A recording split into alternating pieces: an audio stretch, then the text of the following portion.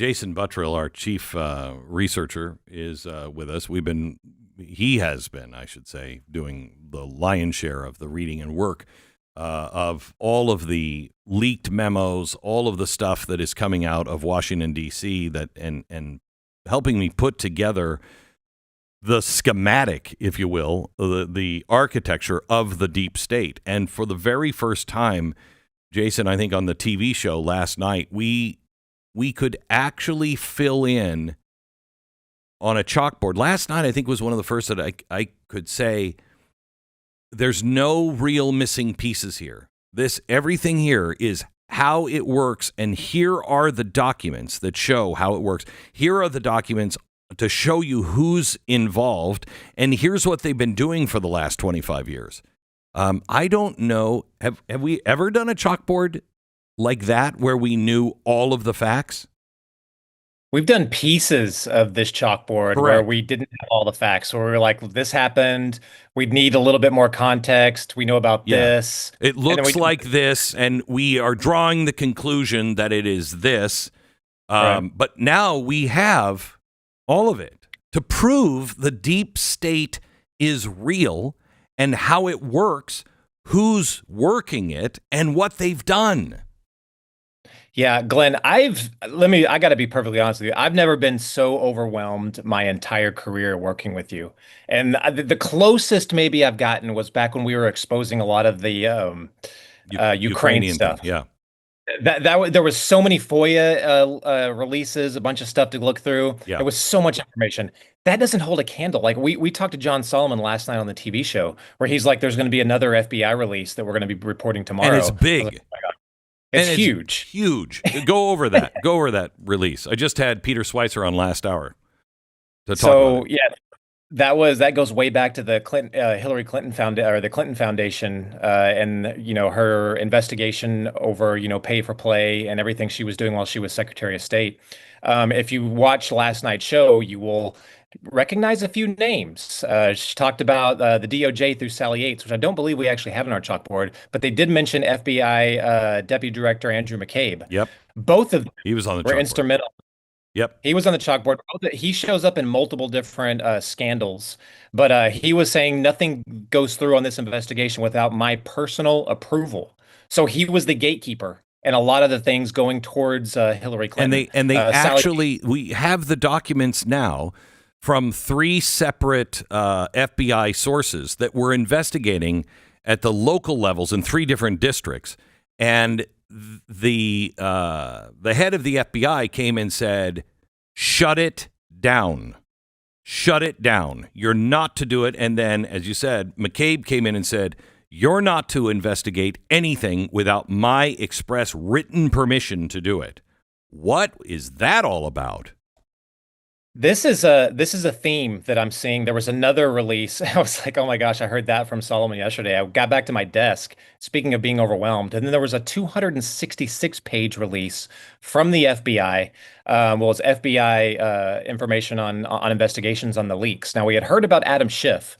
He was also on our chalkboard last night, but he was allegedly leaking information through the House Permanent Select Committee on Intelligence. He had a Russia room. It goes in these documents talking about the Russia room, where a whistleblower was saying we shouldn't be having all this classified information going into this room where people that probably shouldn't have access are going through it. We definitely shouldn't be handing this stuff off to reporters. But it goes in even deeper, Glenn, where it talks about how Adam Schiff was, I don't know how to. He was pissed off because he wanted Hillary Clinton to win because he thought he was a shoo-in to be the next CIA director under Oh Hillary my Clinton. gosh. Could you Says it imagine if that happened? right. Oh, that Glenn. If he's doing so much from the deep state from where he was at before, where he's still at now, what would he be incapable of as director of the CIA? Oh This is my how the deep gosh. state operates. It's a living, breathing machine. It tries to get larger and larger and spread out. That's what it was trying to do. More from that 266-page report.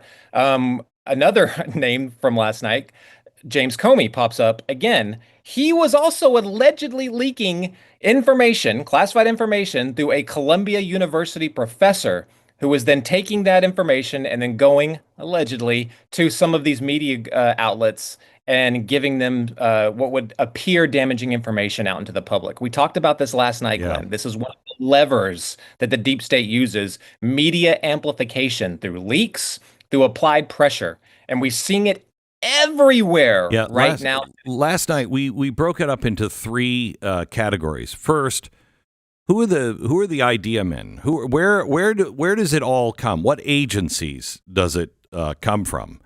And then where does it go from there? How do they begin to launder it? And then what are the levers of pressure and power in the third level? And when you look at it, where's the money coming from? This is why they were screaming about USAID, and they're still screaming about we have to have these NGOs. You're going to kill 16 million people unless you have these NGOs, because all of this money was coming from you. What was the example I talked about last night, Jason, where I'm like, they were, now this is my speculation. Maybe you can back it up with facts, but I said last night on a TV show, I laid out all of these color revolutions. The same people using the same things. They did it over and over and over and over again. Arab Spring, everything. We were responsible for all of that. I shouldn't say we were. The deep state was responsible for all of this.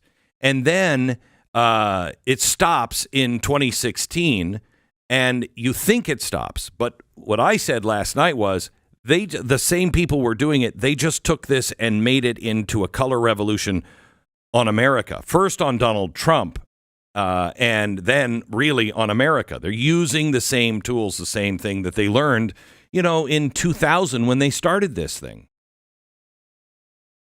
Yeah, going along those lines, it makes you wonder. You talk about funding, you talk about street activists, how the template and the model they perfected going back to Serbia in the year 2000, go all the way through all the different color revolutions. They always used government money through USAID, National Endowment for Democracy, groups like that. Those would go down to other groups like George Soros, which his groups were involved in nearly every single color revolution. We always thought George Soros was using his money. He wasn't. He was using your tax dollars. A lot of this money is coming from your tax dollars. It was being funneled to these people through agencies that would go then to NGOs. All of this stuff on Donald Trump, all of these things. I mean, what is the group that is in Washington, D.C. that are standing up, crying fascism? They started the day Donald Trump had the press conference. That night, they were in the streets, really well organized. Tell me about this group. The group now that's protesting, Donald Trump's, use of law enforcement and the National Guard in Washington, D.C. They're doing a protest called the Free D.C. Protests. And the group is Community Change and Community Change Action. Mm-hmm. And you'll never guess, Glenn, you've probably never spoken about who's bankrolled these groups before. George Soros? Never have. Yeah. George Soros, number one. Yeah. What's another one that starts with a T? Tides Foundation. Ding, ding, ding. Another one, Arabella Advisors. Oh, my gosh. We've missed all of these, and they're on the chalkboard from last night. This is a carbon copy. It makes you wonder. I'm starting to wonder now. I've heard multiple people say this, that maybe possibly having the National Guard and federal police officers in Washington, D.C. is more than just the crime, which, as we've pointed out before, is still very, very high in the Capitol. I wonder if they're also curious about what's about to happen with all these leaks, with all these groups, because they know who the deep state is. They know where the funding comes from. They know the groups. Those groups are active right now in Washington, D.C., probably all over the country. What else is coming next? Because the leaks are not stopping. As I said, I'm overwhelmed. They're not stopping. Yeah. How far are they willing to go? That's my next question. John Solomon said, "Oh, this is the beginning. It's just the beginning. It's just not. It's like a fire hose of revelations now, and there are billions of dollars at stake. These Arabella Advisors, the Tides Fund, billions of dollars at stake, billions of dollars, thousands of people." Involved, organizations all over the world, the power involved. This structure is not going to go away quietly, and it's sad that we don't have a real press I guess we do. It's just not what we used to have. It's not on TV, but nobody's watching TV anymore, I guess, so it doesn't matter. But there are a few journalists that are actually digging and really trying to put this together. And we've got to pay attention to it because this is the biggest gift I've ever seen in my lifetime. I have never had access to more documents that I have wanted to see for 25 years. I've never had more answers to questions that I've had for 25 years than right now. This is a giant gift of freedom to the American people if they decide to follow it. Jason, thank you so much. We'll talk again. Thanks.